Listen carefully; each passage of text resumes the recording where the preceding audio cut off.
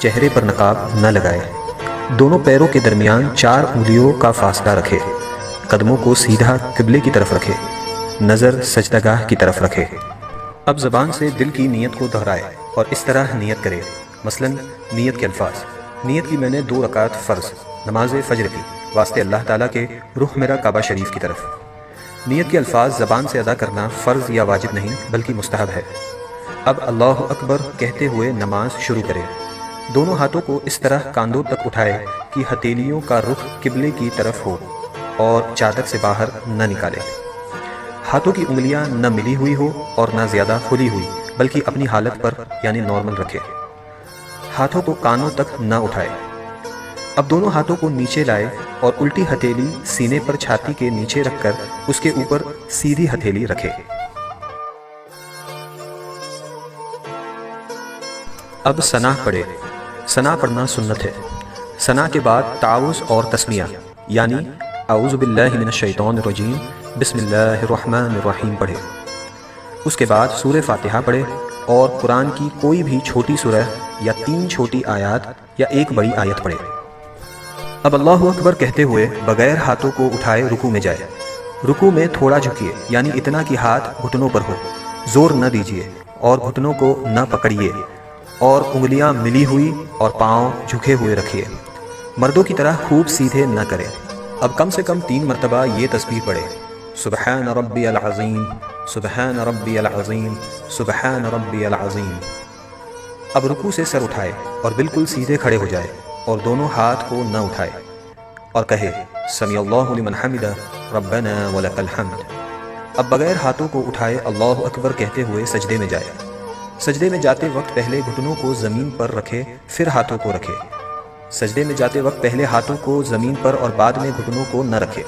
ہاتھوں کے بعد پہلے ناک پھر پیشانی کو زمین سے لگائے۔ سجدہ سمیٹ کر کیجیے یعنی بازو کروٹوں سے، پیٹ ران سے، ران پنڈلیوں سے اور پنڈلیاں زمین سے ملا دیجیے اور دونوں پاؤں سیدھی طرف نکال دیجیے۔ اب کم سے کم 3 مرتبہ یہ تسبیح پڑھے: سبحان ربی الاعلی، سبحان ربی الاعلی، سبحان ربی الاعلی۔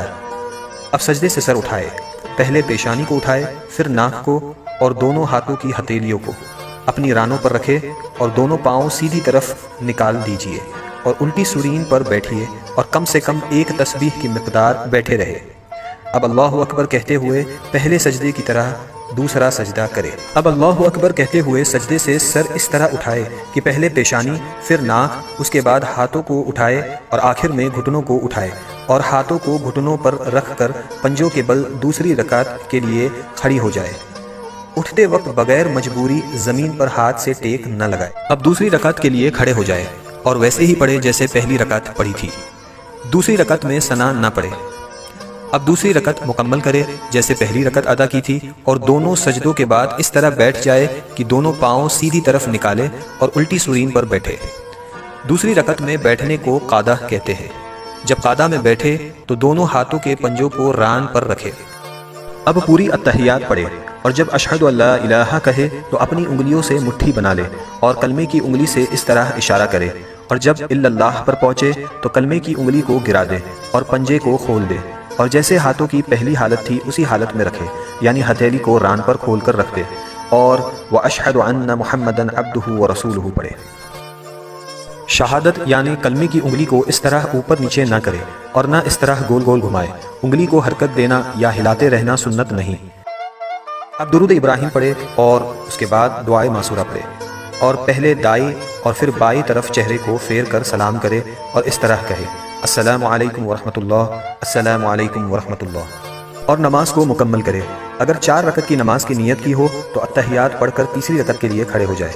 اگر فرض نماز پڑھ رہی ہو تو تیسری اور چوتھی رکعت کے قیام میں بسم اللہ اور الحمد شریف پڑھے، سورت ملانے کی ضرورت نہیں، اور اگر سنت یا نفل ہو تو الحمد کے بعد سورت بھی ملائے، اور اگر نفل نماز 4 رکعت پڑھے تو